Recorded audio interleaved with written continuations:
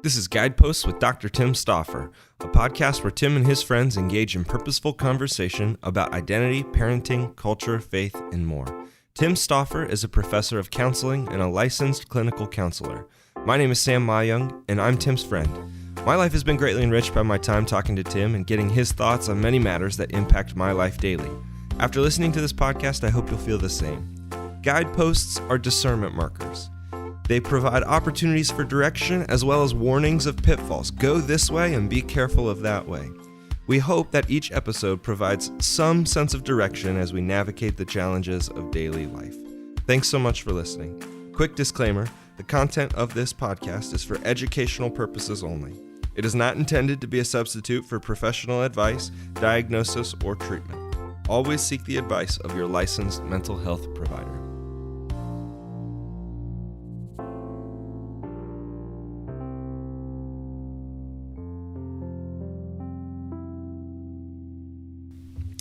Tim, good morning.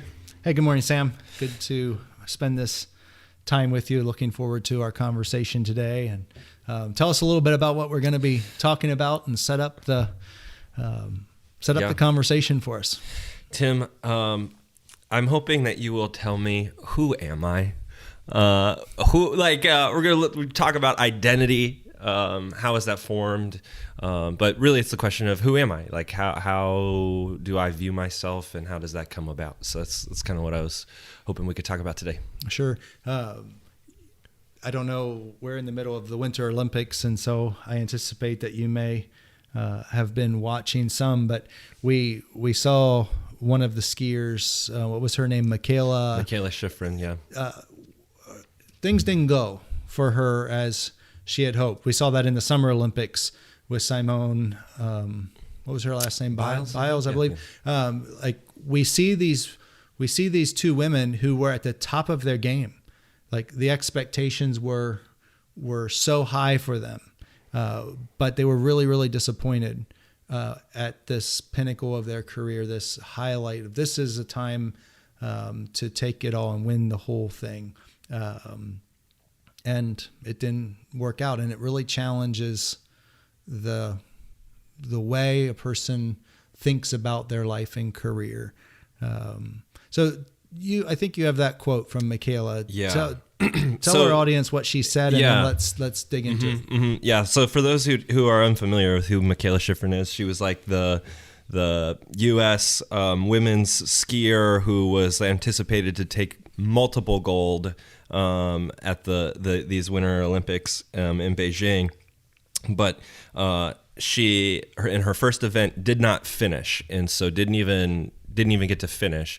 Well, it happened in her second race as well, and after the second race, the guy's interviewing her, and I mean it's absolutely heartbreaking, but he asks her, like, what is she still processing? And her response is everything. Like, I am second guessing the last 15 years.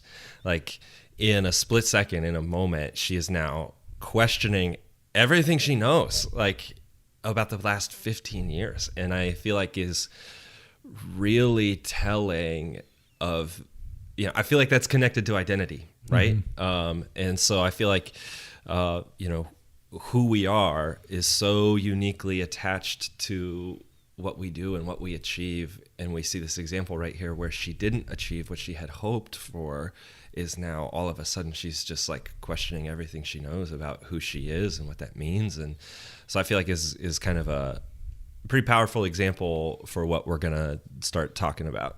Right. And I just, as I listened to her response to the interviewer and the question that she was asked about that, and she says, I'm questioning everything like the past 15 years. As a clinician, as a therapist, I'm sitting here thinking, like, what would I say to her if she walked into my office and sat down and said, I want to talk this out. I want to process it. And so I think, like, in the moment, like immediately following the kind of disappointment, it's important to just validate this investment in our work. It's important for us to be able to see that as part of an expression of who we are. Like, there's nothing wrong with this sense that I find satisfaction from the quality of my work. In fact, a solid and good work ethic, like, it necessitates this sense that I want to be a success. I want to achieve. I want to create something of value. And so to not have any sense that my identity is at all connected to what I'm doing or what I achieve would be skewed too far on the one end. We should have some sense. And so what becomes problematic is if in a year or in months from now, she's seeing her life as an abysmal failure because she didn't win the gold and because she slipped and things didn't go well, and she sees herself as an abysmal failure. Sure. That would be catastrophic, and I would hope that she would get help talking that out and re-narrating those stories, because while it's appropriate to express that in the moment, if it persists in this sense that I wasted the past 15 years of my life, that would be a really sad capstone description. But for many of us, we've had events in our lives where we have allowed them to kind of form up a sense of how we understand who we are. And all of us are grappling with this question of who am I? And when I think about it from a Christian perspective, and I think about the creation story, we see God creating in the first books of Genesis. And every time he creates, he has this expression that at the end of the day, he reflects back on the quality of his work and affirms it as being good. And we see this day after day in the creation story, ultimately culminating in the creation of human beings, and declares, and it's very good. And it's at the end of this process of creation that God affirms the quality of his own work. And as he does so, he is able to rest. And he's able to bring his work to a close. And with a great sense of satisfaction, being able to say, what I did the quality stands up to the test of time. It's like, what I've done here is good, and now I'm able to rest. We're not able to do that. Right. And so we can't affirm the quality of our own work. Right. We're always constantly coming to other people. Did I do good? Is this good enough? Do you like this? Right. Yeah. Right. You think about my children are older than your children, but when I reflect back, like, isn't that what happens when our children bring us a coloring page with scribbles all over it, and it's chaos on top of a picture, and our toddler comes up with great pride, Daddy, do you like this? Is this good? And we say, wonderful job. And we paste that sucker up on the refrigerator, and we hang it there with pride. And we're communicating to our children, you are an acceptable person to me. What you do is a reflection of who you are, and I affirm it. And so when we find that the quality of our work suffers, we will always be questioning whether or not we will be affirmed in the quality of our work. And the older we get, the more sophisticated that process becomes and the more nuanced it becomes. And depending on the circumstances and the events of our lives, we can begin to develop what might be called a problem-saturated story or narrative. It's like we narrate the stories through a lens of this negativity and this sense of inadequacy.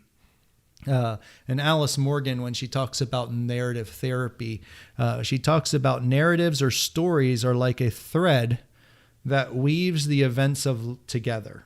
And these events through life form a story. And what happens for a lot of people is we focus on the painful and negative stories, and we weave all of those together, and we eliminate or prune out positive stories that actually that have a different have a different outcome or would bring some balance. So say that again. So you're saying like a negative narrative weeds out the positive things, or say that again. That's the tendency that we have. It's we begin to pay attention to the things that hurt us, and so we have this I would say bias, or it's a protective instinct that we need to pay attention to that which is dangerous. And so we focus on the things that hurt us rather than the things that are pleasurable or are good.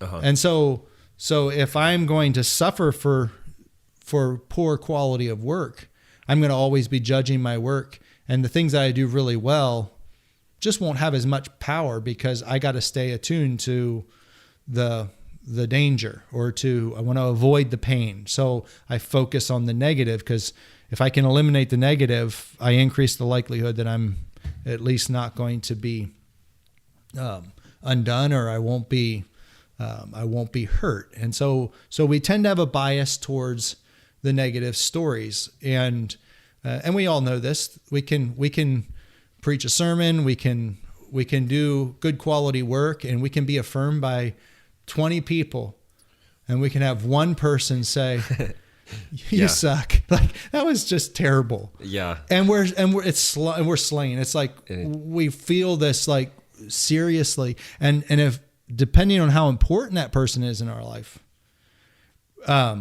even more so. It's like if it's a dad that says that to us, or if it's a parent of, or an uncle, or somebody that we really, or a close friend, or pastor, or someone who we really look up to, and they give us a critical word, right? That isn't within context, or isn't. It'll keep you up at night. It'll keep you up at night, and it will settle down in deep, and it will begin to create this event.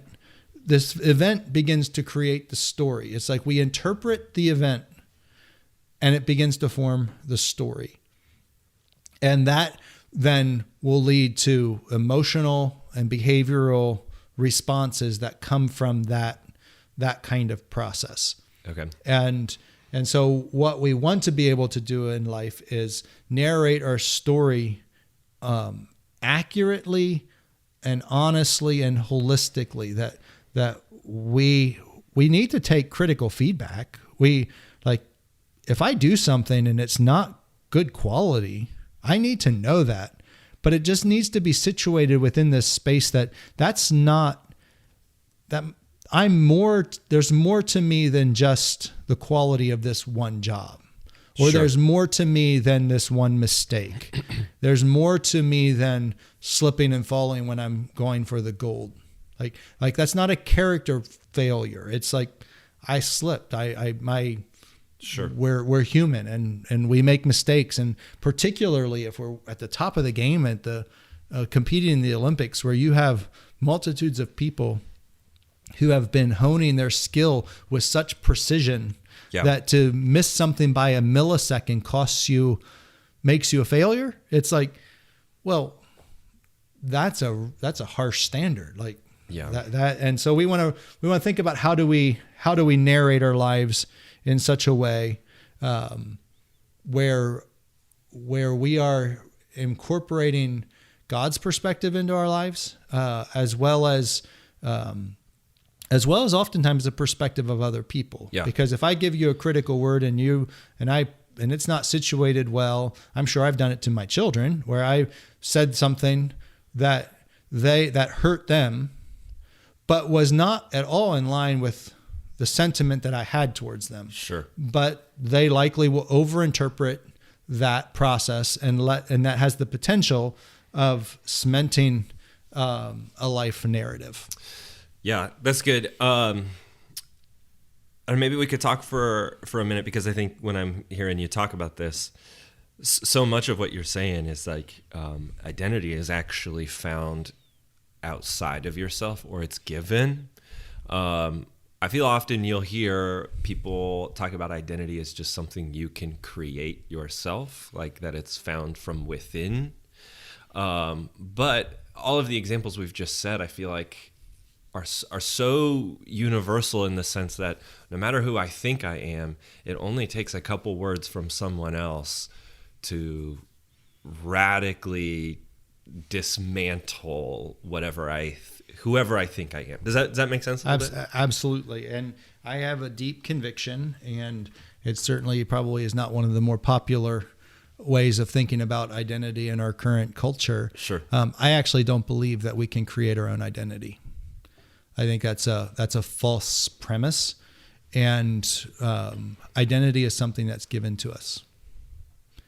And people are constantly looking for sources of identity, and how are they going to understand who they are. And if they came from within, we wouldn't be wrestling with that question so deeply, because we would answer the question. Yeah. And it would be answered. And it would be easy, and everyone would be, it wouldn't be.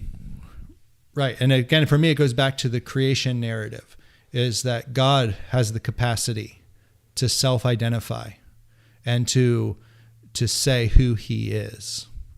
And we can see through scriptures at different points of the way, I am the Lord, that is my name. I won't give my glory to another.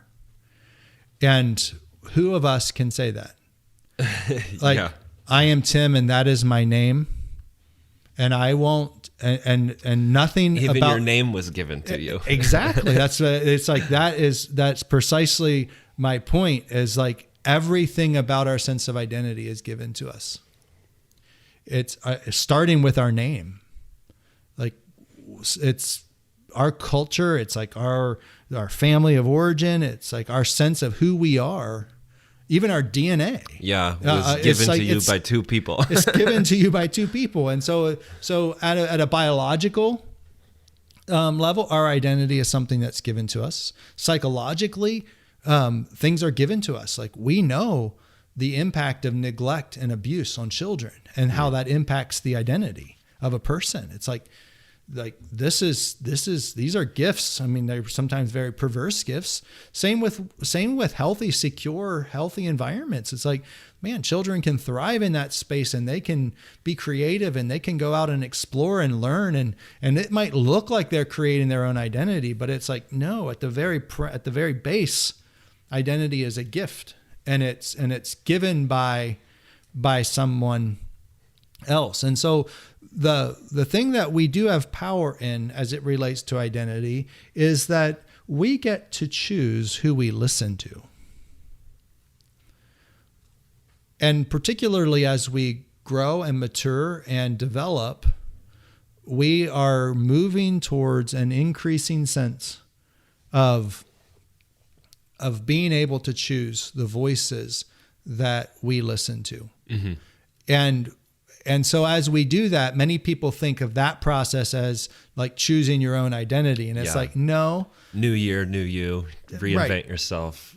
Right. Yeah. And so you're still ultimately you're listening to something to tell you who you are. Now, for some people that, like, we can think in terms of sexual identity. Mm-hmm. So or gender identity. It's like all of these things we can listen to biological processes.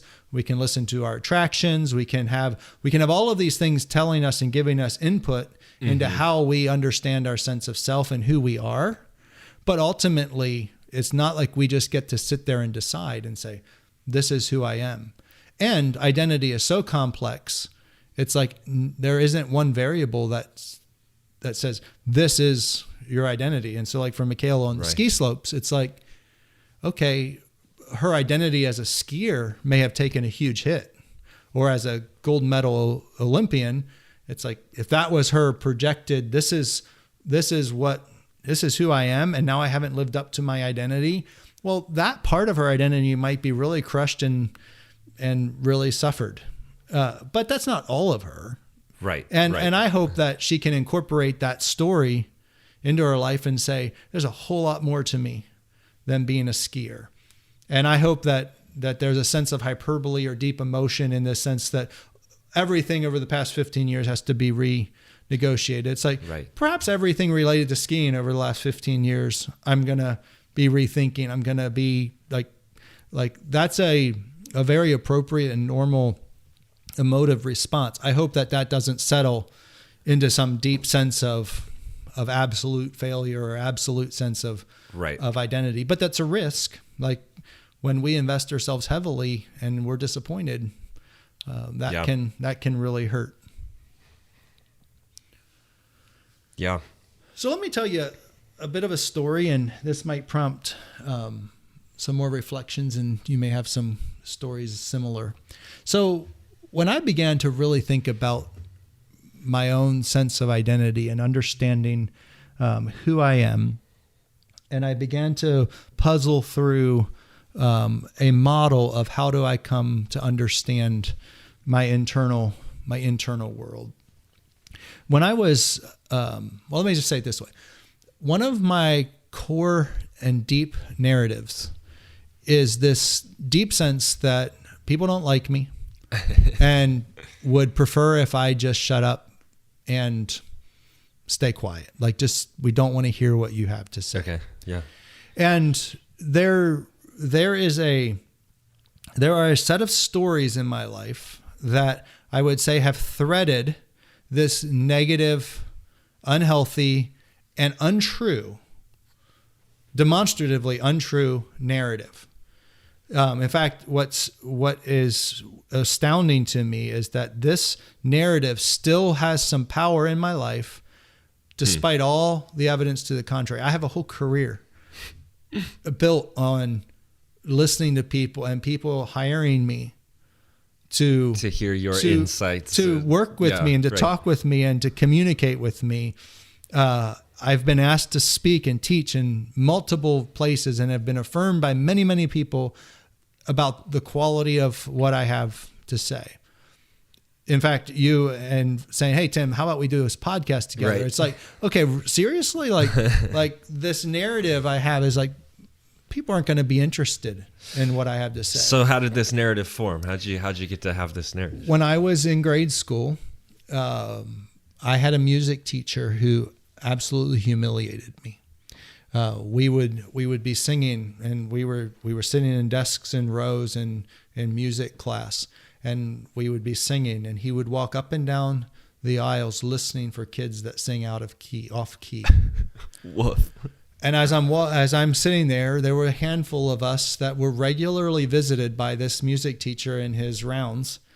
And he would stop by my desk and he would take his hand and indicate, do I need to go up in pitch or down in pitch to get in key?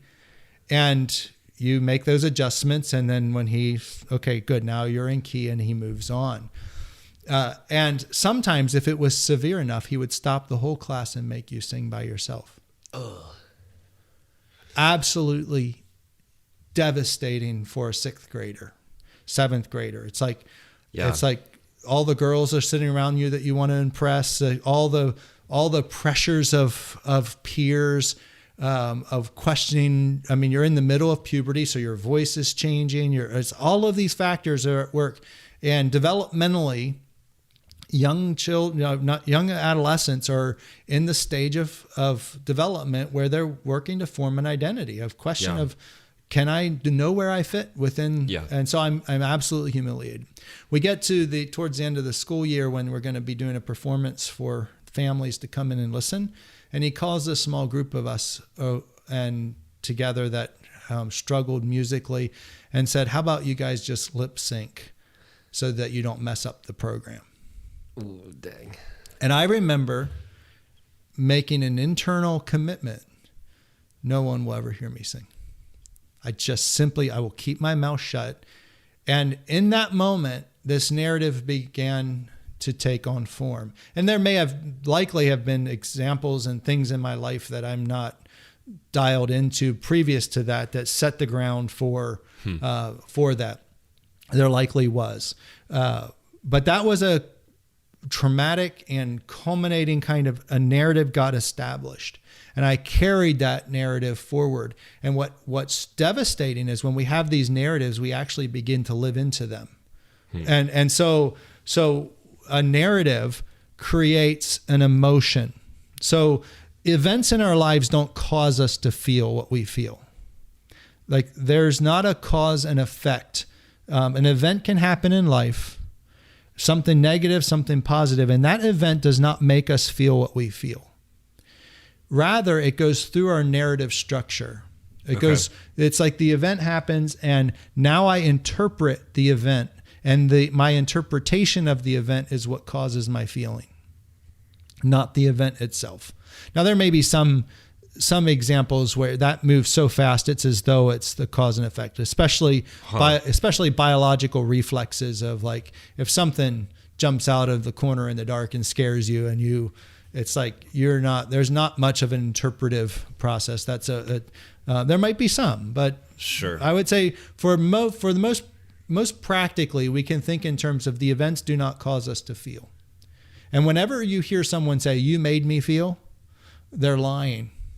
It's like, it's not true. I didn't make you feel that. Now, I created the context in which you can create interpretations for that feeling to emerge. And I have responsibility for how I interact with you, but I don't have the power to just reach into your switches and create a feeling. And so we benefit when we evaluate our narratives as it relates to our emotional responses. And so our narratives, whatever they are, create emotional response. And the narrative is your interpretation. It's your interpretation. Okay. And it's a story. It's like something happens and it activates a story. And this is why you see patterns in people's lives. It's like you can start to see you able to predict. It's like, if this happens, this will be the response. And so in that sense, we can start to think like, well, you made me feel that. It's like, especially in marriage, we often know other people, our spouse's buttons. And in our most malicious times, we push those buttons on purpose, because if we can dysregulate our spouse before we're dysregulated, we win. So there's this internal conflict. So there's a sense of it almost looks like we're causing people to feel, but it's always going through that narrative structure. It's the story is in the way we interpret it, and the patterns of our life inform how we feel and the emotions that we have. And so, and what's dastardly is that the narratives that we begin to form actually become our experiences. So we have the emotions, and from the emotion, we have behaviors that emerge directly from our emotional processes. And so our behaviors are connected to the story we're telling and the emotion we're feeling, and then we act in a certain way in relation to that process. And oftentimes that's a negative kind of behavior. And that negative behavior becomes that feedback loop. And so our behaviors create a new event. It's like the outcomes and the outcomes of our behavior, or the responses of our behavior, becomes a new event that has to be interpreted. And so if I believe that people don't like me and want me to shut up, I will likely feel sad. I will likely feel inadequate and insignificant. And my behaviors that come from those emotions will set up the dynamic where people probably won't be interested in what I have to say, because I might be resentful and bitter. I may respond to people in ways that aren't healthy. My actions will begin to create the very thing that I fear. It will. I'm afraid you're going to reject me, and so I act in ways in which I'm likely to be rejected, because I'm bitter and resentful, and I'm scared, and I fear other people, and so I withdraw from people. Well, and people are like, well, who wants to hang out with the person that's just always withdrawing or always is critical? Yeah. And so now the life narrative starts to become true. Yeah. It's like it's built on a lie, but then we live out the lie long enough, and it's like the lie morphs itself into what looks like something true. Wow. Yeah. And the unfortunate reality is that within that space, we start to answer the question of who am I? Yeah. It's like we build this narrative structure of identity becomes a deep answer to this question of who am I? I'm the kind of person that people would rather shuts up and doesn't put themselves out there. Yeah. And now I have begun to establish a deep sense of identity. I've began to interpret myself, and it's like I'm listening to all these voices, and I'm interpreting all these voices, and internally I'm becoming the very thing that I'm not. Yeah, I'm trying to think of like, this is so good. But I'm trying to think of, well, what are the narratives that I have in my life? Like, what are the things that are built upon a lie, but I've reinforced it perpetually, and now it's just who I assume I am. Mm-hmm. But it's like doesn't necessarily have to be true. Well, one of the ways of discerning that, or finding an answer, maybe is the right word, or to gain self-awareness in that space, is that when something distressing is occurring, how do I tend to think about it? How do I tend to narrate it? How do I tend to talk about it?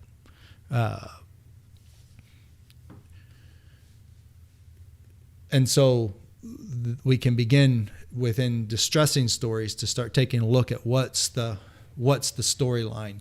We can also take a look at it when really positive things happen. Sure.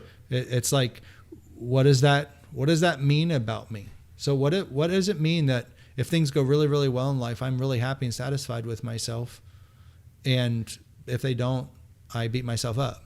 Well, when really good things are happening, we can begin to say, oh, here's how these narratives formed. You know what? I was always affirmed when I scored the goal. And so the 4-year-old kicking the soccer ball, he kicks the goal and the crowd goes wild and the parents are cheering and holding him up, and they stop out for ice cream, and he's celebrated. But if he doesn't kick the goal, or he misses the goal, he sees his dad throw his hands up in the air and screams at him and tells him to work harder and run faster and kick harder, and now we're driving home in a glum mood because you missed the goal.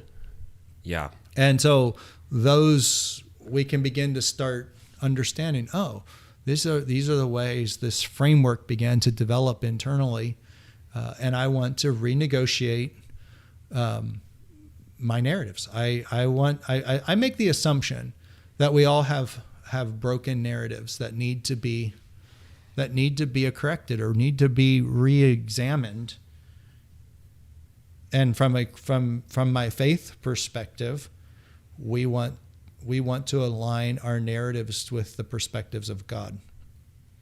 And that will be part 2 of our conversation today of how do we begin to think and understand this, what I call narrative loop of events and of narratives and emotion and behaviors, and how they all reinforce each other. It's like, what's the way out of that?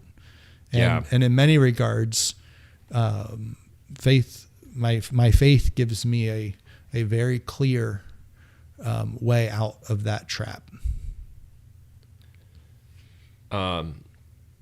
That's good. Do you want to talk about the narrative loop at all right now, or do you want to wait till our next conversation? Well, this is kind of what you have been starting to talk about. I would say I've been talking through it, but I just haven't called it the narrative loop. But the term that I used is the narrative loop, and we'll put in the show notes a PDF of the process so that our listeners can see it, because it can be a little hard to draw the picture just from the audio.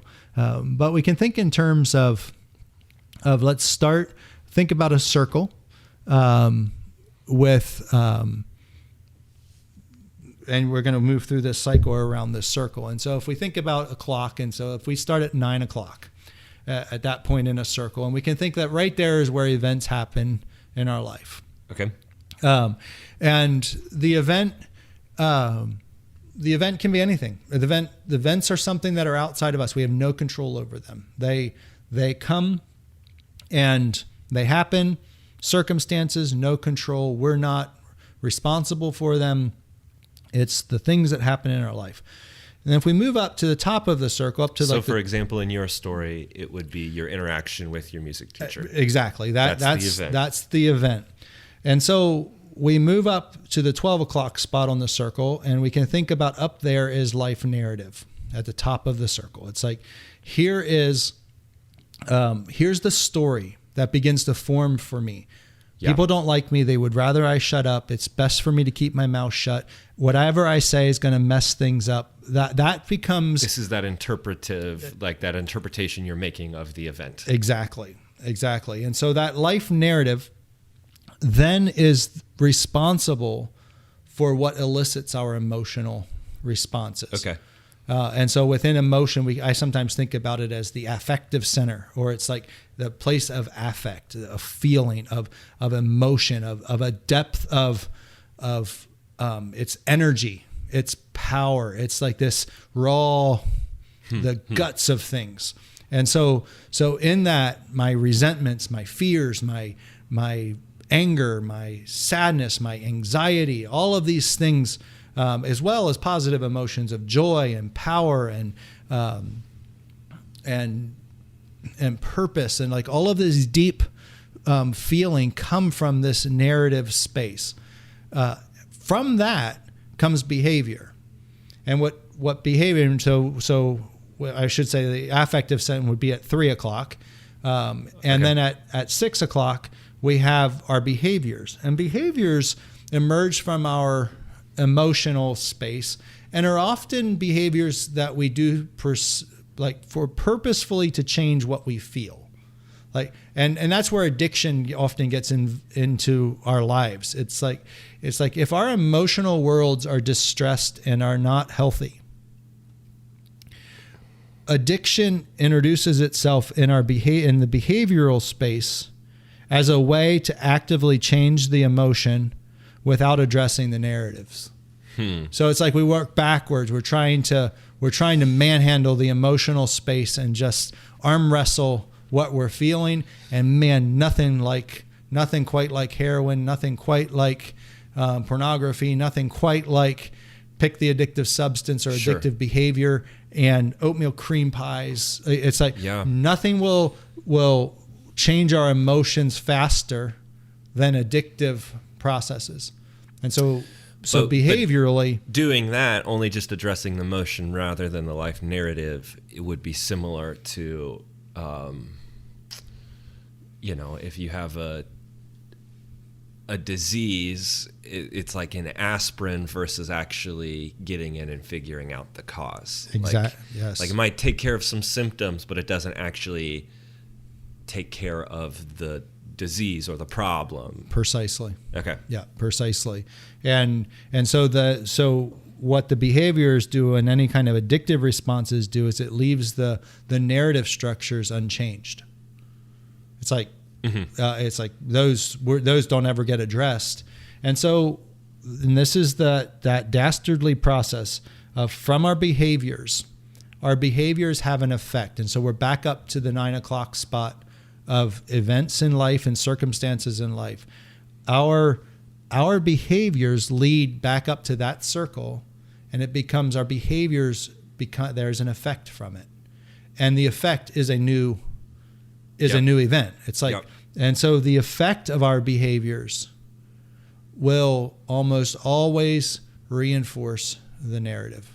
And that's the concept that we talk about of self-fulfilling prophecy, or it's this sense that we're back at this spot where the lies that I believe, the narratives that I have are just reinforced, and it's where shame gets introduced. It's where it's like we get this deep sense of like, I am a flawed human being. Something is wrong with me. Like here I am engaging in all of these processes that are bringing me right back, and it's like the things that I fear are becoming true, and the longer I live in it, the more true it seems like they become. And is there any way out of that? And Paul talks about this in the scriptures when he says that, and Isaiah talks about it when he says that, woe is me, I am undone. I'm a man of unclean lips. I live among people of unclean lips. Like, it's like, there's just something in this mix. It just simply, I'm stuck.